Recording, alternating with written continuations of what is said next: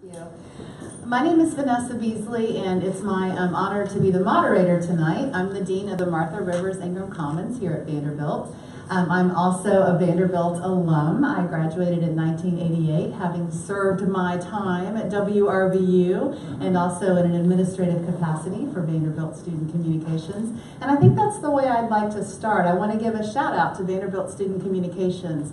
We were just talking earlier about the fact that when Vanderbilt students decide they want to be active and get media experience, they're making quite a big decision because they're deciding to do something that's basically going to be a really engaging and enriching co-curricular experience. They have wonderful guidance from their mentors and advisors, but they're making a decision to do a lot of learning outside the classroom. And in large part, that's motivated by a desire to go into journalism, but I think it's also motivated by a great deal of community spirit and community service, as is the tradition in journalism, as we've probably discussed today. So I want to give my thanks for my own VSC experience. And I also want to give a special shout out to something new that we've started within the past 2 years called MyCommons Life. And I just want to draw your attention to that. If you have a chance, if you've never interacted with that multimedia platform, actually, just Google MyCommons Life or search for it on the Vanderbilt webpage, and you'll find all sorts of insights into what it's like to be a student here on the Commons. It's content created for students, by students,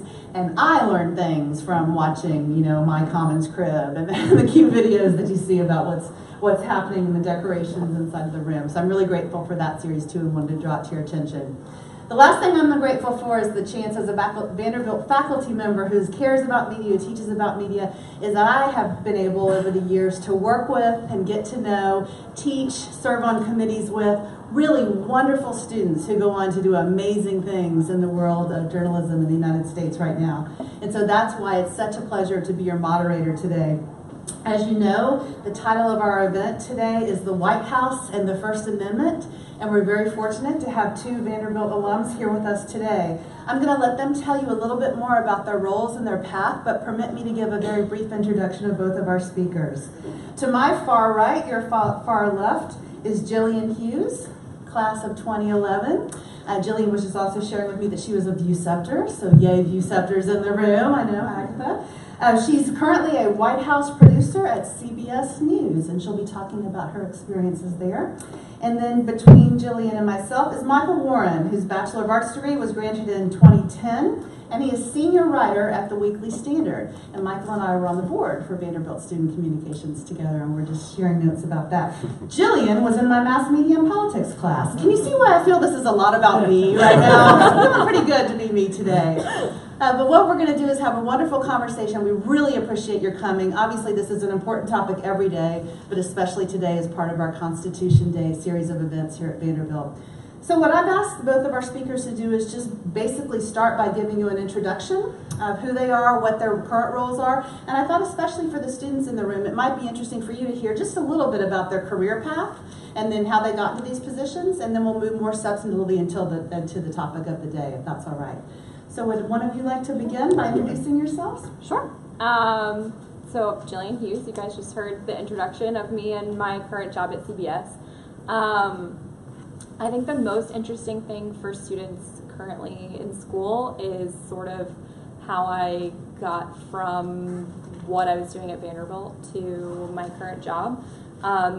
Because my career path at CBS is, while the White House is very interesting, my career path at CBS is sort of very uninteresting. I sort of have just been at the same organization for 6 years doing more and more and more at the White House. So I'm going to go back to Vanderbilt and then sort of just tell you how I got to CBS quickly. I was an HOD and poli-sci major here. I did my HOD internship in New York City at 30 Rockefeller Center with NBC. This was before I even thought I would be interested in media or politics. I mean, I thought I would be interested in politics, but this is before I thought I'd be interested in media. Kind of a whim, another Viewceptor had done their HOD internship also at 30 Rock and said they really need another person, and I decided to go there. I loved the culture of television. I loved walking into a building where SNL was being filmed and where there's NBC pages walking around and people are excited about TV. I didn't love the corporate PR job that I was doing. I was basically clipping articles about NBC, which is what you do as an intern. But I kind of decided PR wasn't for me, and I wanted to do something else in television. And so NBC in New York sent me the following summer to NBC in Washington, D.C., where I was an intern for NBC's chief Washington correspondent. That person is now the anchor of CBS's morning show. You might know her. Her name is Nora O'Donnell. I was Nora's intern at NBC in Washington, was with her for the summer, had the absolute best summer of my life. Figured out that I finally wanted what I finally wanted to do, and that was, be a political journalist, because I was part of this very exciting thing at the Washington Bureau of NBC. Nora took me to the White House for the first time. I got to see the White House for the first time. I still maintain that 19-year-old me thinks that was like the best day of my entire life, was going to the White House for the first time. And I decided then that I wanted to be a White House producer for network news. And when I graduated from Vanderbilt, I did not have a job. That's okay, particularly if you're someone that's interested in media. It does not always happen immediately. And Nora happened to be making the jump from NBC to CBS in that same summer, and asked me if I would like to join her at CBS as her assistant. So I was her assistant for a year at CBS and got to work in and around the White House with her for a year. She was named chief White House correspondent, so I followed her around the White House for a year, was her assistant for a year. Then she went on to become what she still is now, the anchor of our morning show. And when she left to go become an anchor, I opted to stay at the White House because that was what I truly wanted to do and what I truly loved doing. And over the last 5 years, I have just done more and more and more production and more interfacing with White House officials, and worked my way up from assistant to White House producer at CBS. Wow. That is amazing. Thank you. HOD internships, right? Let's hear it for those. Michael? So when I came to Vanderbilt, I knew I was interested in radio, I was interested in writing, and I discovered a small newspaper here at Vandy, part of the Vanderbilt City Communications. I don't think it's around anymore. It was a conservative libertarian newspaper. The Vanderbilt Torch came out once a month, and they were looking for writers, and so I said I'd like to do that. I covered a couple of events. There was a speakers event, I think in September, that I wrote about for the October issue, and I was hooked. It became a sort of a part of my social life, spending time with some older students who had been with the paper. It basically, the folks who were seniors were the second generation of this newspaper. And I just loved being around them, learning about editing, learning about design and production. I ended up becoming an editor, assistant editor, I think, associate editor of that paper. Meanwhile, I was doing some of the grunt work at WRVU because I wanted to be on the radio and doing some of those things. And so I think I had to put in, I think it was probably the same as a semester or so of just grunt work of like organizing CDs and stuff. CDs are this old format. It's not that long ago that I graduated. It feels like a lot of things have changed. And then somehow I got roped into being on the student media board. There was a number of student members of the student communications board, and I was put on that. And so I just sort of became a big part of my life here at Vandy. While I was pursuing a degree that had nothing to do with journalism, all of a sudden a big part of my life here was journalism. And I found that I really loved journalism as a way to write. And in fact, I found out years later, it's like one of those things where somebody explains something that you knew at the time, but you didn't know how to put it into words. Tom Wolfe, who's one of my favorite authors, he said this a couple of years ago in an interview about his latest novel. He said that he didn't call it the highest form of writing, but he said sort of the best or the best form or the best way to get out there as a writer is to be a journalist, because it forces you to get outside the building. And so that's always stuck with me. And that's, I think, what I realized when I was a freshman here, but I didn't really put words to it. So I just put myself pretty full bore into student communications. We had an incident that I can explain further if anybody has any questions, but we had a problem with the editor of The Hustler. There needed to be some changes made. We had to make a decision on the board.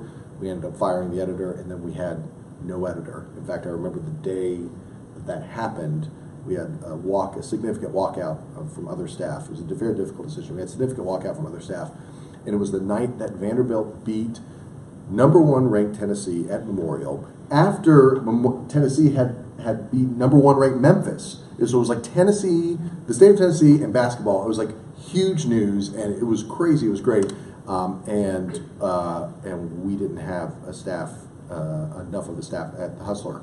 So it was, somehow it came to be that later in the end of the semester we needed an editor, so I applied to be the editor of The Hustler and tried to rebuild it. So all of a sudden I was in charge of The Hustler, not thinking I was going to do this, and all the while through all this, taking internships in the summer in between my semesters here at Vandy at publications.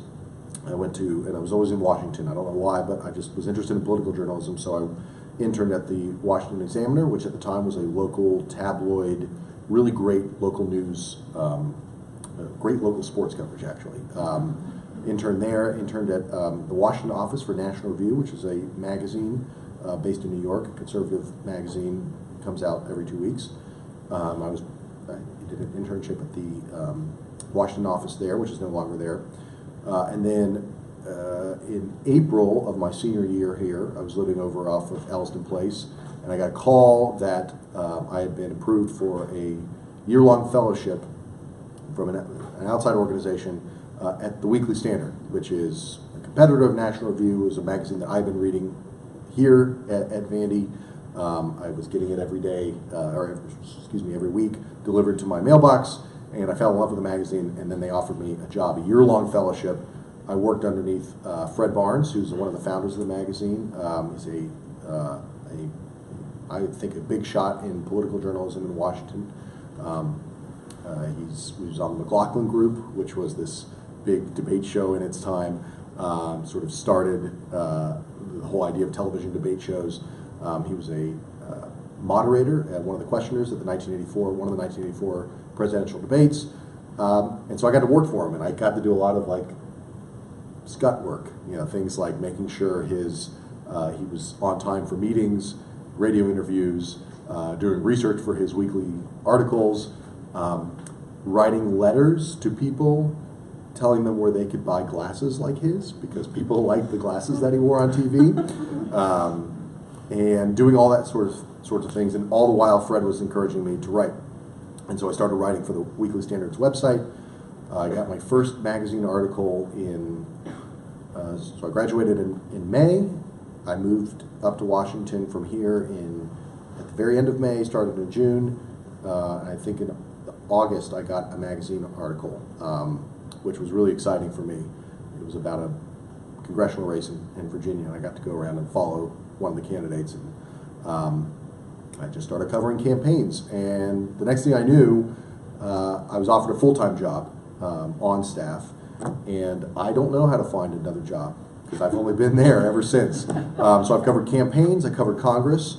I told what I think is a funny story earlier about my first week, the first time I went to the Capitol to cover Congress, and I was looking for one senator who happened to be a Democrat, a woman, and blonde, and I approached a Democratic female senator who was blonde, and it turned out it was not the one I was looking for, and everybody laughed at me.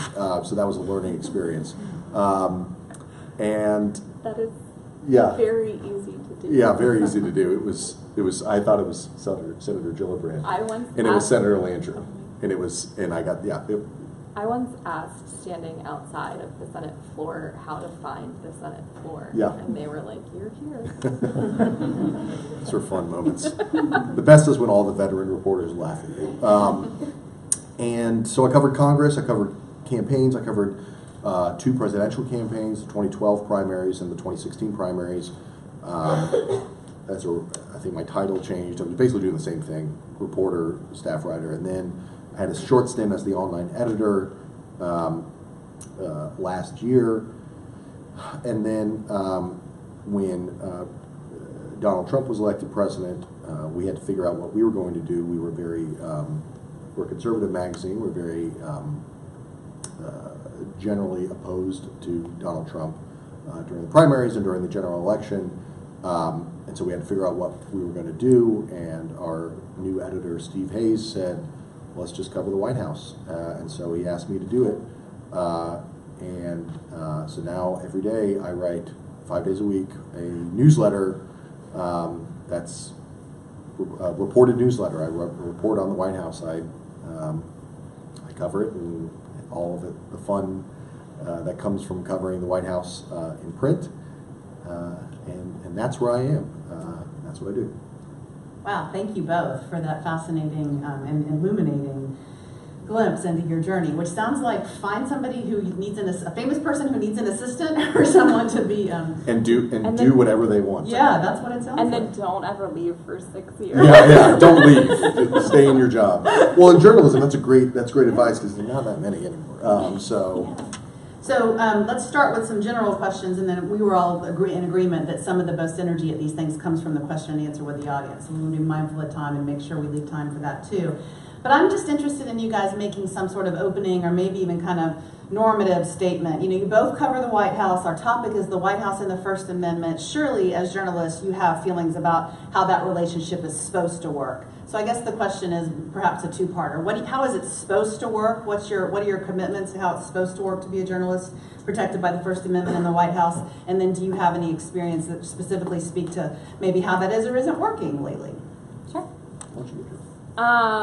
So I have a lot of notes here. I'm going to try not to look at them, but forgive me if I'm reading some of them because I have some stories about this particular topic. But basically, so freedom of the press in general, the right to print or film or photograph without any sort of censorship by our government, right? So the White House can't say or should not be saying, don't print that photograph, don't run that piece of video, don't write this thing in print that we don't want you to write. And I think it's sort of hard to think, why would they want to do that? Why would they want to say, don't print this photo? I think Mike's probably going to talk a lot more from a print standpoint. I'm going to talk a little bit, even now, more from a visual standpoint, because a lot of my job has to do with television and the images you're seeing on television. I think that'll actually be a good comparison between the two of us. But I'm going to kind of begin with photos and video and why the White House might not want you to see something. So I don't know if anyone has ever seen a photo of, I'm sure you have, of for example, Barack Obama and Vladimir Putin, or Barack Obama and Bibi Netanyahu. But the media tends to, when those meetings happen, really analyze body language in those meetings and say this was an icy meeting between Bibi Netanyahu and Barack Obama. This was a very tense meeting between, right, and those are the kinds of things it was, right? Those are the kinds of things that you can tell from photographs. Now, why would the White House maybe want to seek to limit the types of photographs that we can take, that we have access to, that we can print? Well, because they would much rather have the conversation about Vladimir Putin and Barack Obama's meeting be about what's next in Syria than they would have it be about why were the two of them icily staring at each other. And so there are instances in which the White House press office or the White House officials working with the media sometimes seek to limit what we have access to, which many people in the White House press corps that I work with would view that as a form of censorship. Well, if this is one of the president's official duties and you're not letting us in to photograph it, you're not letting us in to take video of it, you're not giving us the opportunity to ask the president questions during this meeting. And I actually want to read, so in 2013, the White House Correspondents Association, which is an organization that represents everyone that is basically in the White House briefing room, they brought this to the White House press secretary and said, look, basically when you're not letting us into some of these meetings, like that is a form of censorship. And your response to us is, well, this was a private meeting.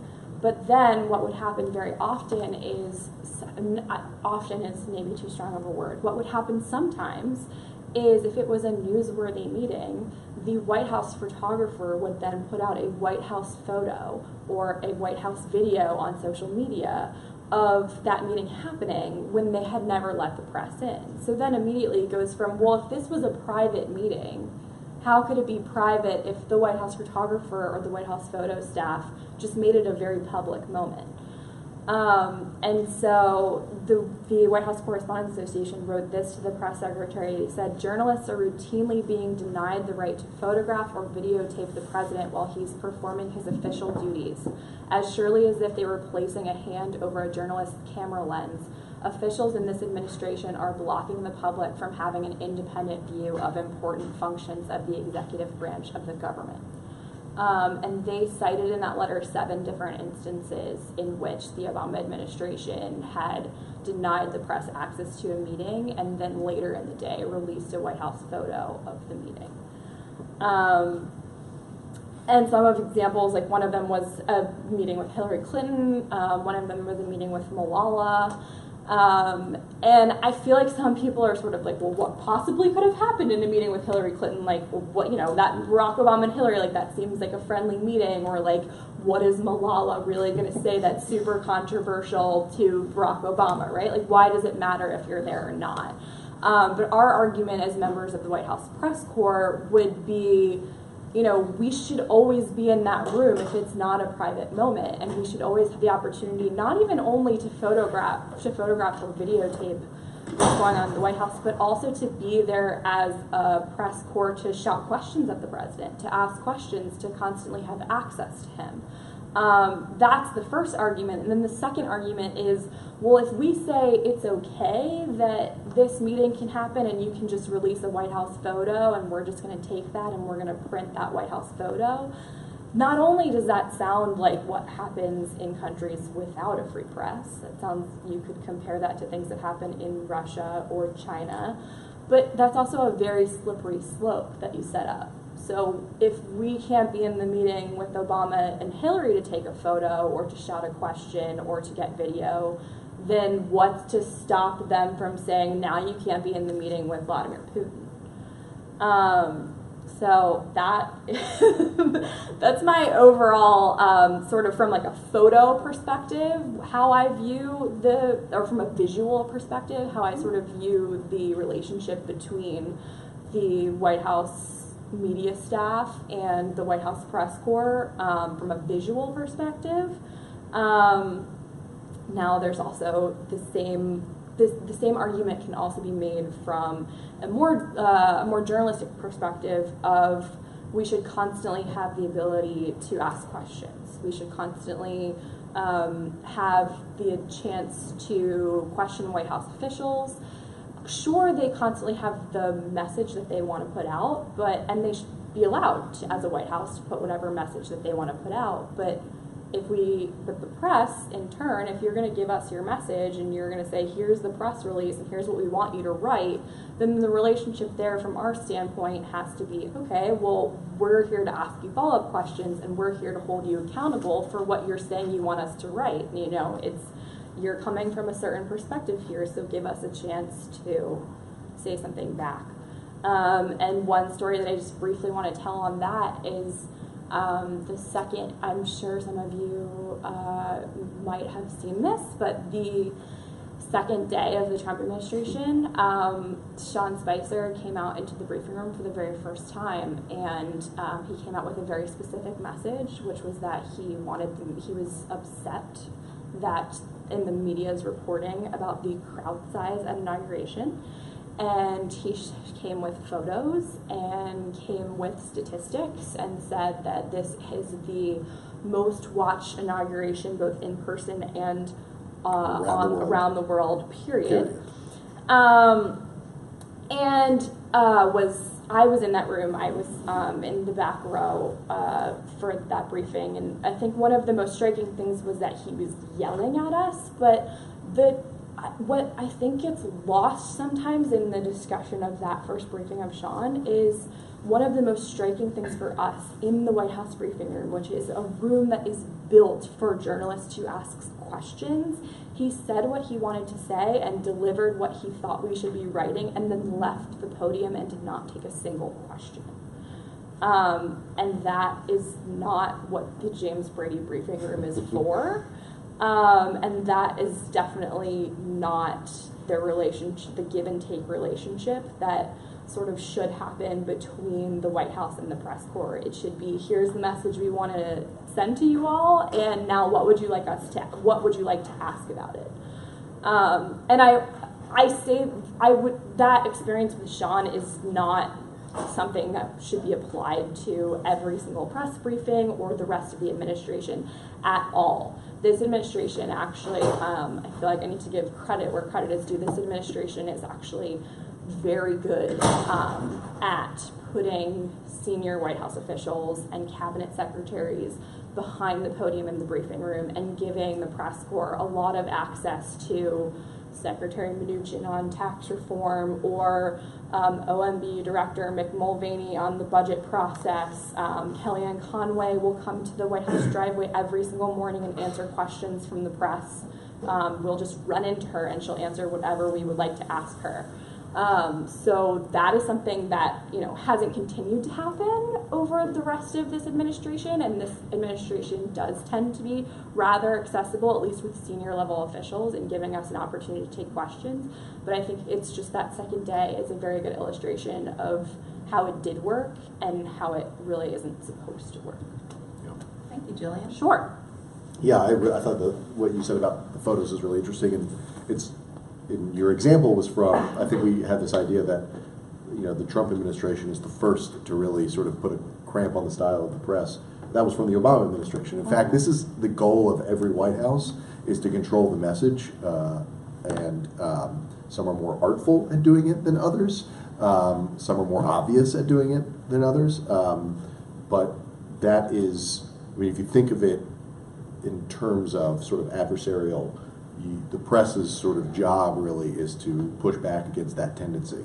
It's not an irrational tendency for a White House to do that, but this is why we have a free press. So the press can say, actually, we won't take your propaganda. We'll take our own photos. Thanks very much. So I think that I worry less about the First Amendment being under assault in this administration, really any administration. It's one of these things that's kind of hard to get rid of because it's so ingrained in our own culture, our own political culture. Even in situations where where it would be in private situations where it would be sort of okay for speech to be sort of shut down legally, we have this sort of spirit of free speech and free expression that is, you're not going to erase. It's like trying to get us to not like football or something. It's like it's part of who we are.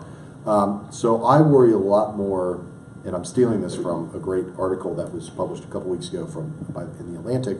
I worry a little more about how norms are being shaken up rather than sort of laws or sort of the legal or constitutional the status of our First Amendment. And what worries me more is the general culture around that's coming out of this White House. I don't know if you can entirely blame it on this White House, although this is a White House, this is a president who very much takes advantage of his own abilities in media to manipulate.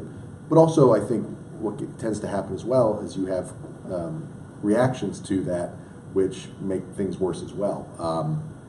And you add to all that the sort of technological problems that we face, which is that anybody is now a journalist, which is a great thing, right? This is sort of the internet means anybody with a phone can be a journalist. But there are some ethics, or there are some guidelines that good journalists should follow that I fear are being lost and actually are exacerbated. And so, the president shouts fake news, and that's a little ridiculous, but it's also not entirely inaccurate. There's a lot of people out there, maybe not the people the president's pointing out, but there are a lot of people out there who are either propagating news that isn't entirely true, or news that's trivial, or news that's that gets something wrong, and our sort of urge, our urge to get things up first, and get things up quickly, which is what a journalist should do, get it up first, beat the other guy. Well, now it doesn't take, it takes seconds to put something up. So we talk about the first weekend of the White House. One of the White House correspondents from Time Magazine, Zeke Miller, who's in terms of White House reporters, some of them can get combative or whatever. He's about as sort of inoffensive as you can get. He tweeted something. He was sort of touring the Oval Office with a bunch of maybe he the went pool. in for the first pool spray. Was it the pool? Yeah. Okay, so and he said that that there was a bust. I don't remember who it was. Was it Martin Luther King? Jr. Said the Martin Luther King Jr. bust was missing. That Trump, removed it. In his first act as president, had removed it. Well, now I don't know if. Look, I don't have any conspiracy theories. I did wonder if somebody had intentionally moved it, but I'm not reporting that. But it had been out of view from his view. So his perspective. From his perspective. So he tweeted this. It was wrong. It had not been removed. And what did the White House do? They ramped up. This was fake news. This is a huge problem. It was a mistake, and he apologized for it. And in fact, Sean Spicer accepted his apology, and then went on at the first press briefing, not the one that the one you referenced, but the one where we actually got to ask questions, and went after him again, and so it sort of escalated into this whole sort of thing where now everybody just kind of hates each other, and the truth is kind of lost in the middle of all that. And so that's what I worry about is it's more institutional. Media as an institution has a lot of financial problems, has a lot of sort of business problems, has a lot of technological challenges, and I do believe that media has become. I think it's a good thing. I work at a conservative magazine. I think it's a good thing for media to sort of have points of view, but sometimes that blinds folks in the media, and ultimately gives power to people who are able to say, don't trust that because they got something wrong, or they were malicious in what they got something wrong. So that really concerns me. I don't have an answer for it, except that journalists should just do good work.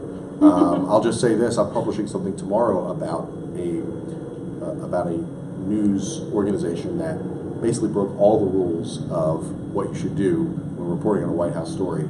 And it's not normally my beat. I just cover the White House. But I'm sort of happy to almost kind of play like watchdog on this and just say, look, I have confirmation that they didn't ask anybody in the White House before they published. That's like a big no-no. But I'm trying to do 10 times the work that probably I need to do for this, because I certainly don't want to be caught in a situation where I've not done my homework. So everybody just needs to be on their best behavior, but nobody seems to be, except us two. We're very. And I think just to add very quickly, and defend him because he is one of the nicest people I've ever met. I believe when Zeke wrote his personal account of what happened in Time magazine, that he said, and later people confirmed, that there was a cameraman standing That's right, in that's right, front that's right. of the bust, and it was not able to be seen from his perspective. So it was a mistake. It was one he shouldn't. It was one he shouldn't have made. Like, he should have made doubly sure before he tweeted it. That's a lesson that we need to learn, I think, as journalists. Nice. So speaking of lessons and all of our behavior, one thing you're both talking about through your examples, and I noticed too that Jillian had both an Obama and a Trump example, and you're talking about changes across presidencies too, Michael. One of the things that you're both talking about is over time, as the presidency, no matter who's in the office, can control media access. It seems like you're saying they will try harder and harder, more and more, the more types of media. Those of us who studied the presidency have made the same argument about executive powers. As presidents get more executive powers, no president's going to stand up and say, "Oh, I don't want that anymore," right? It's always going to expand as much as is available.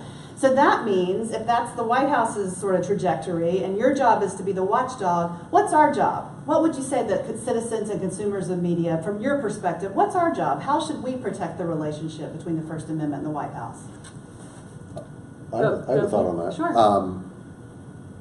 So I think that things like celebrating Constitution Day, having an understanding of civics, of like what this whole experiment in democratic republicanism is about, and having appreciation for it. I think I'm just very concerned. I guess I sound like old timer here or something, which I'm not. Just that, like, I'm just worried about the appreciation for those things, for what, not just what does Article 1 say, or what does Article 2 say, or what are the amendments and all these sorts of things, but what are the ideas behind the Constitution? Why is it important to have freedom of speech, for instance, or freedom of religion, or freedom of, just to name one amendment? Why is it important that powers are separated? I mean, I think, to your point about presidential power, I mean, we wrote about this before the 2016 election. We had a cover story about it, the Weekly Standard, about the need for Congress to reassert itself as a co-equal branch of the government. But it's actually kind of hard. It's sort of set up in the way where the president's one person and everybody in the White House works for him. Maybe not this White House, but most White Houses, everybody's sort of like on board with Team Trump or Team Obama or whoever. There's a lot of power that comes from that. And there are 435 members of Congress, and the power is dispersed through all 435 of them. But if more people, appreciated the power that Congress does have, for instance, the power of the purse, and they can say, well, we're not funding this. And if people had a better appreciation for that, for instance, we've been dealing with budget politics for the last, 6 years or so, that are insane. Because all it is a standoff between Congress and the president, and what ends up happening is they can't figure out, they can't do anything on a normal basis, so they just do a continuing resolution that pushes it 3, 6, 12 months, whatever it is. And I think that a lot of that comes because nobody feels any actual pressure to say, well, wait a second, why are we doing it this way? Why are we not willing to take a look at this particular program or this particular spending issue? Or, I mean, our bugaboo at the Weekly Standard has always been entitlements. For instance, these are things that require. I think what it requires is citizens who are knowledgeable and interested, and learn before they speak, or more often than not, don't speak. So just stay in school, kids. That's the lesson. Jillian? I think just like to be avid consumers of everything that's out there. I mean, it's sort of like the role of the public in that is in this whole conversation is to like appreciate the news media in general. Like you read the New York Times, you read the Washington Post, but like you also read the Weekly Standard. Like you are also, maybe you're watching more than one news network on television. You're also listening to the radio. I think it's sort of like the role of the public in this situation is to be like responsible consumers of news and appreciate the fact that there is a freedom of the press and that the press makes up so many different voices and so many different outlets and different opinions are coming from each outlet, and just appreciating consuming more than one source of news. But also being discerning about what you and also like taking, also reading a cross section of things and thinking for yourself about what your own opinions are about what you're reading. Yes. It was sitting next to someone on the Acela last night who was like playing Candy Crush and on one phone, and the other one was just reading all of Trump's tweets. And I was sort of like, I hope that this person, not that you shouldn't read Trump's tweets, because Trump's tweets are very newsworthy, and there's a lot of news coverage of the president's tweets, and sometimes that is the way to figure out what is going on, is what he's tweeting. But, the freedom of the press sort of dies if you're only interested in what the president of the United States is saying on Twitter and not what the context around that is and what's being written by media outlets about what he's saying. Right. Now we have some time for questions from the students and the rest of the audience gathered today. What questions are on your mind today? Yes? So in the news, I've heard of certain news organizations getting special privileges, or the White House saying specifically, go to those. Is that almost an infringement or like an overextension of the White House on the First Amendment? Or is that, or as other news outlets, how do you all take that, and how do you all try to combat certain messages like those given by the president? Would you, can everybody hear the question, or should we repeat it? Would you repeat the question, or would you like me to? No, I heard it. Okay. Just fine. I think for the purpose of the rest of our audience, we should repeat it Okay. so everybody can hear it. Would you be willing to do that? Yeah. She was just asking, are certain media outlets privileged by the president, and what is the, is this a bad thing? What should we do about it? What can we do about it? I tend to view that as okay. Well, how do I get more competitive? How do I get the scoop? The way I approach covering the White House is I rarely go to the White House press briefings because I don't have a seat,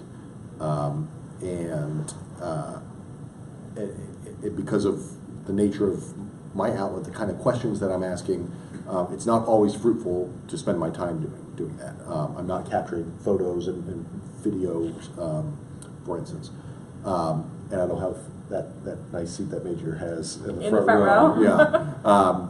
So, although I did get to ask a question of Spicer on the first day, and I asked him about that statement about the crowd size, and that was a lot of fun. I have a photo of me chasing Anthony Scaramucci down the White House driveway to ask a question. So I do a lot of my reporting by just contacting sources, people who may or may not be allowed to speak but who I've just, and this is what all journalists are trying to do. They're trying to get people who, they're trying to get leaks, essentially. And you hear the president complain about leaks. I will say this, for all the complaining about leaks, do you know who the #1 leaker in the White House is? His name is Donald Trump. The president? Yeah. He leaks more than anybody. He calls up. So here's the other thing, like the privileged outlets. Like you think maybe it's like, right-wing outlets that, where they can push out their messages. His favorite newspaper is this place called the Failing New York Times. And he calls them frequently. The place frequently. that he calls the Failing New York Times. Yeah, exactly. And he makes decisions to give those people, and now so as a journalist, you sort of have to figure out, are my sources credible? Do they know anything? Are they what they're telling me is true? That's just something you have to figure out. And you have to sort of balance, like, do I want to be, I certainly don't want to be a tool of the administration, but maybe there's places where we can find mutual agreement, and you just sort of have, it's this type of thing you have to navigate, but also it's all out there in the open. I mean, the outlets that are so sycophantic to one president or another, and there were certainly some sycophantic outlets for Barack Obama and for George W. Bush and all the way down the line, all the way back to John Adams. it's obvious, and it's more obvious now than it used to be. You just kind of know, and so something publishes at Breitbart. Well, they don't have a great reputation for being down the middle honest, and so that's the kind of I kind of like the idea of sort of a democracy of news outlets. Like and this is why it's important to sort of be discerning, so that you can say, well, you can't really trust what they're saying, or hey, well, maybe you can trust what they're saying on this because they've been very credible in the past, and they've got. I mean, to me, it's all about information, and if the information's good, and preferably it's coming to me and not somebody else, I'm all for it. That's how I feel. Sure. In terms of like preferential and in terms of like interviews or whatnot, I don't necessarily. I mean, I think we have CBS has a fantastic reporter whose name is Mark Knoller, who basically keeps track of the numbers of everything going on in the White House. Like, here's how many times the president's played golf. That actually is a very hard number to keep track of in the Trump administration, because the Trump administration doesn't disclose when the president's playing golf in the same way that the Obama administration did. But one of the numbers he keeps track of is like numbers of television interviews that have been granted to one network versus the other. And I don't know the current numbers, but I do know that the number of interviews that this president has done with Fox News is at least double the number that he's done with any other outlet. I want to say it's like 13 or 15 or something up there after, 8-9 months of the presidency. I mean, the president's going to talk to who he wants to talk to. But like the great thing about those interviews and the great thing about the president the president sitting down for any interview with anyone in print, but particularly on television, is that every other media outlet has access to what he's saying. I mean, everyone can sit, this part of my job is just to be at the White House every single day and watch what administration officials are saying on other networks, or what the president is saying on other networks. So if he picks Fox, if Fox is the television network he wants to do an interview with, that's fine. But, the other networks are going to take what he's saying. There's nothing to prevent CBS from pulling a clip of what he said on Fox and showing it on CBS and saying the president sat down and did this interview with Fox, and here's what he said, and here's this very newsy soundbite, and now the story becomes, here's what he just said about, and here's where he got it wrong, or yeah, here's exactly. where And the other networks can kind of sort of add context to this interview that happened at another network. And can I say that as sure. a practical matter, politicians fall into this trap all the time, which is they think that if it's a friendly media outlet, that they kind of loosen up a little bit and they kind of get a little too comfortable, and that's often where they slip up. They kind of go, if Trump goes into an interview with CNN, he's ready to fight. Not that he does that, but if he were, he'd be ready to fight because CNN's fake news and terrible and all this stuff. So his guard's going to be up maybe a little bit more. Maybe not Trump, but you know what I mean.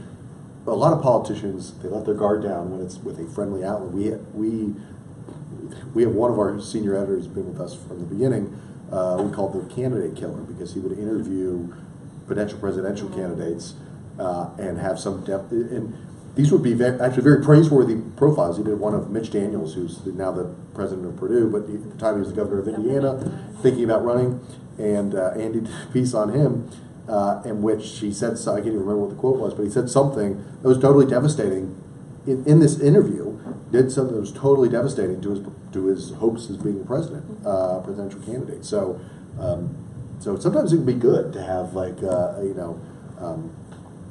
have a friendly outlet. Yeah, exactly. Yeah, and that's not to say, I think it's great that the president does the 13 or 15 interviews with Fox. I have the same competitive spirit that right. Mike does. I would like for more of those to be on CBS.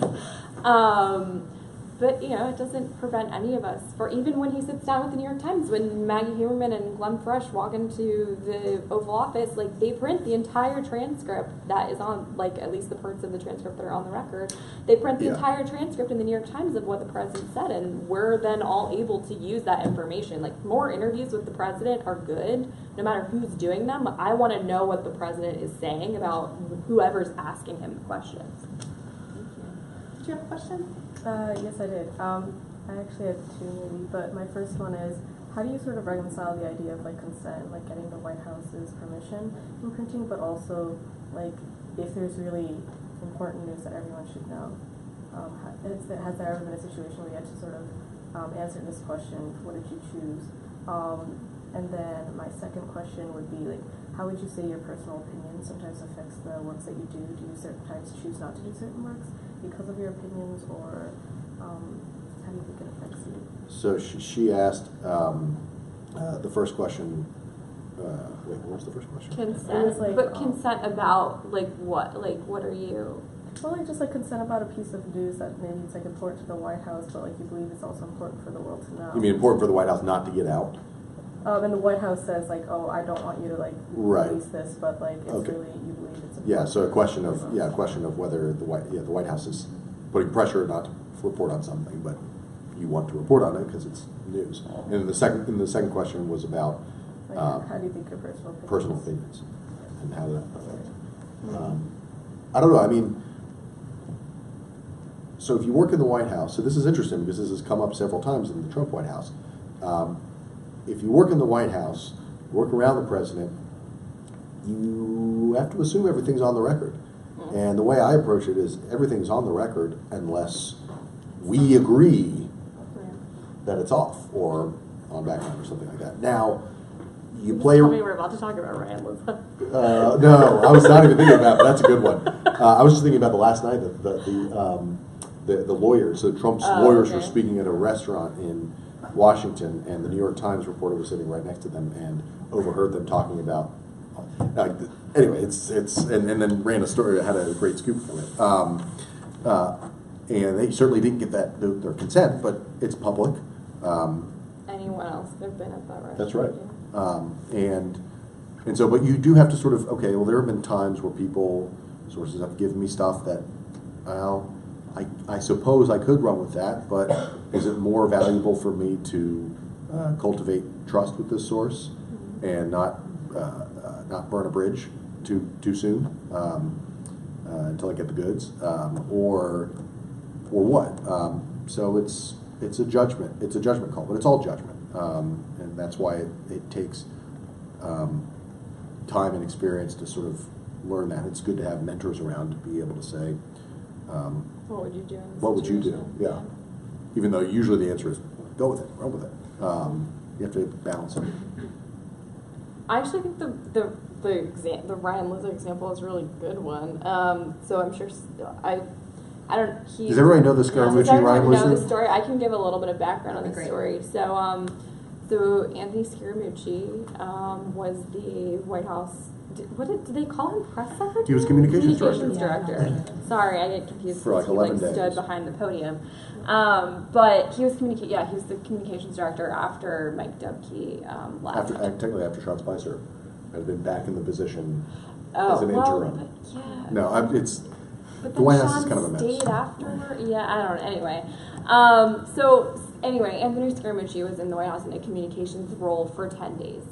And over the course of those 10 days, one thing that happened was he had a dinner with Trump and one night, and also I want to say Sean Hannity was there. Sean Hannity, Kimberly Guilfoyle, and Bill Shine, which are a bunch of current and former Fox personalities. And this reporter Ryan Lizza, who's a great reporter, the New Yorker, yeah. I guess got a tip from someone or somehow confirmed that this dinner was happening and reached out to Anthony Scaramucci, who was the communications director at the time and who also was reported or he had heard was in the dinner, Right. to confirm this, as one would do when they have a tip from someone, and this is something that's happened at the White House, and they're contacting the White House to see, I've heard this, is this true? I'm going to print this. Ryan called Anthony Scaramucci and had what we now know to be very colorful conversation about this dinner and how Ryan knew about the dinner and who told him and who the leakers were, because Scaramucci really wanted to get to the bottom of who the leakers were.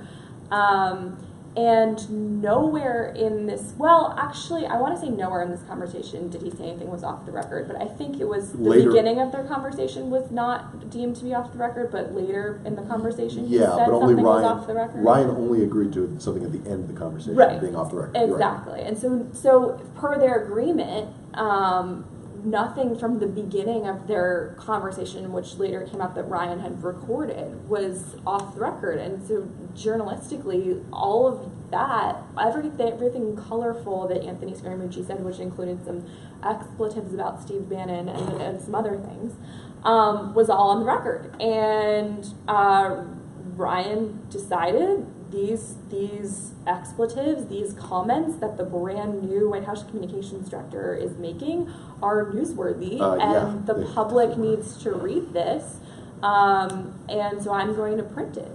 And he released audio, he released a transcript, and obviously this was something that Anthony Scaramucci was not happy about, and that Anthony Scaramucci would never have given him consent to do. But what Ryan did was, follow the rules of journalism that he had been taught. These comments we didn't agree were on or off the record, and so I'm going to do what I feel like I need to do in this situation to report a newsworthy story. I think that's like one of the best examples of consent, non-consent, right? Yeah. It's basically you consent unless otherwise agreed to. Quickly, I'll just say about opinions. Facts are facts, and stories are stories, and opinions can be useful in sort of helping you figure out what question to ask. We're really interested in the Standard and the Iran deal, so we ask a lot of questions about that because we have strong opinions about the Iran deal. We don't like it. We think it should be it should never have happened, and so we ask questions in that light. But the facts that you can get out of those questions, or the facts that you learn, they don't really they don't really care about opinions, and your opinions don't really matter on those facts. So the important thing is to get the facts right. The opinions can, it depends on, at a straight news organization like CBS, you're probably not sharing your opinions on air or in the pieces that you write. In an ideological magazine like ours, it's strongly encouraged. But we've always felt that reporting and writing is more important than opinion. And so if you're interested in being like an opinion journalist, reporting is by far much more important than whether or not you have the right opinions or whether you even express your opinions, eloquently or not. I think reporting I'm a big fan. We have time for one last question. Yes. I pick you. I was sort of curious on how big of an effect that the corporate or the business side of the media has on the individual journalists. I was reading an excerpt of an interview by Jeff Zucker, who I believe is the president of CNN, saying that he considers politics to be a sport and sort of wants people to, or sort of tailor CNN, or wants to tailor CNN in that end. Which you can sort of see with the debate ads where it seems like a WWE match, but it's supposed to be a policy match between Clinton and Trump. And I was reading an article by The Intercept, who I think the journalist recorded, I believe, a CBS executive saying that the Trump presidency might be harmful for America, but great for their profits or for their, ratings. So I was wondering, in your experience, have you ever had pushback to follow a certain story or report in a certain way? The question is about corporate influence on media generally, reporting specifically. Sure. I mean, this is probably going to be a super boring answer, but like I personally haven't experienced that at all. And I think that that's because my job is a lot of what Mike was just talking about, which is just like getting the facts that are at hand. And so a lot of my job is what we call news gathering, which is basically just physically being at the White House and trying to figure out what they're doing. Like what policy proposal are they releasing today? What information can I get about what they're doing tomorrow? What information can I get about what the president's speech at the UN is going to look like tomorrow?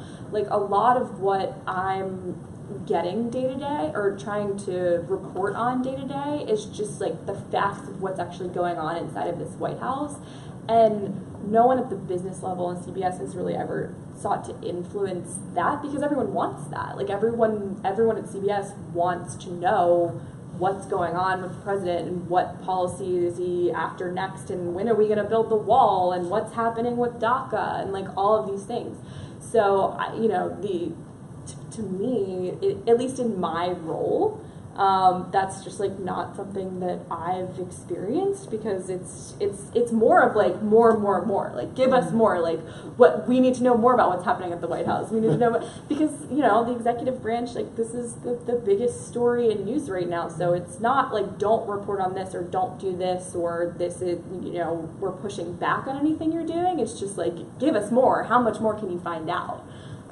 That's really like all I've experienced in terms of like anyone driving what I'm trying to do. Right.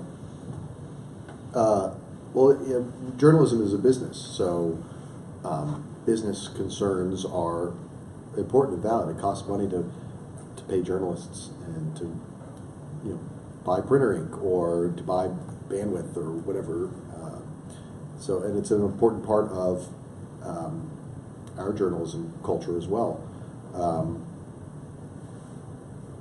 But I think that the news media has more, to use a Silicon Valley term I don't really like, has more disruption than maybe your average, maybe not, but maybe your average. It has a lot of disruption. I'll just say that technologically, as I talked about earlier, the need to get clicks or eyeballs if it's television or subscriptions if you're in print or whatever. Facebook, what's the term? Likes? No, it's like it's impressions, Oh, or something. yeah. Impressions, like all this stuff. There's all these metrics and things like that. And what's the business of journalism is to get people to basically buy ads so that they can fund this. And it's a business that's in a lot of trouble right now too. And people are trying to figure out, executives are trying to figure out what to do about this. How do we do this? And are we behind the curve? Are we doing all we can technologically? And I think, unfortunately, sometimes that can bleed into a sort of lowest common denominator, seeking lowest common denominator to get as many clicks as you can, no matter how valuable those clicks are. I think that ultimately successful media enterprises can't pursue that because, you know, for instance, I'm thinking about online, you know, a click that, first of all, clicks are a terrible metric. It's like the only metric that we knew it at first. So that's the reason why they're so important, but they're not actually that useful. But, you know, if you click on something and you're on the website for 6 seconds before you click away, you look at the headline and say, oh, that's a stupid story, or I don't want to read that, or whatever.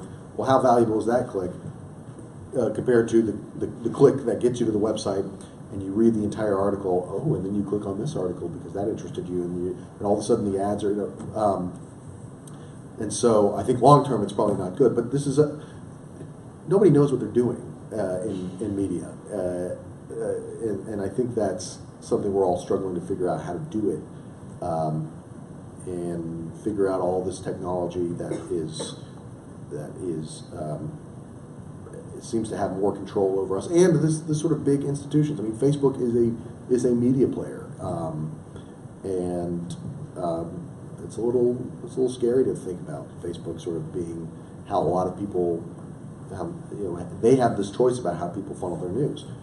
How different is it from when there were 3 television networks? No offense. And that's all people had. That was all the choice people had. Well, I mean, there's economies of scale. There's all these problems. There's a little more democratization now in media, in the business of media. That's just what I'll say on that. On the smaller question of what you asked, no, nobody's ever told me cover this because it's good. But we're an ideological magazine. I'm not telling stories out of school that we don't make any money. And that's not really our goal. Our goal is to be more influential than to make money. It'd be nice if we made money or lowered those deficits for our beneficent owner.